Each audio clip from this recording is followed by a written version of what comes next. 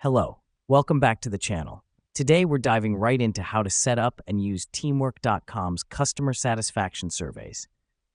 This is your full 2025 guide, so let's get started. First up, log into your Teamwork account and head over to the Surveys section. The reason we do this is because this is where all the magic happens. This is where you'll be able to create and manage your surveys. Now that we're here, click on New Survey. A dialog box will pop up, allowing you to customize your survey.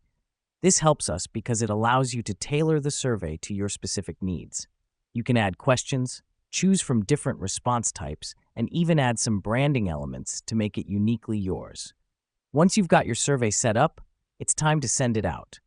Click on the Send Survey button and select your recipients. Now, this is a critical step because it determines who will be giving you the feedback you need.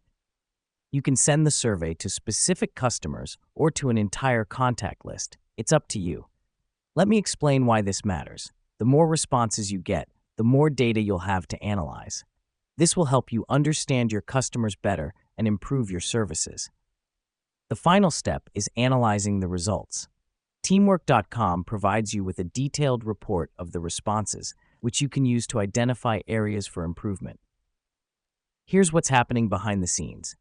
The platform is calculating the average ratings, the number of responses, and a lot more. It's a goldmine of valuable data.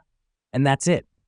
You've now set up and sent out a customer satisfaction survey on Teamwork.com. It's a straightforward, effective way to gather and analyze feedback from your customers.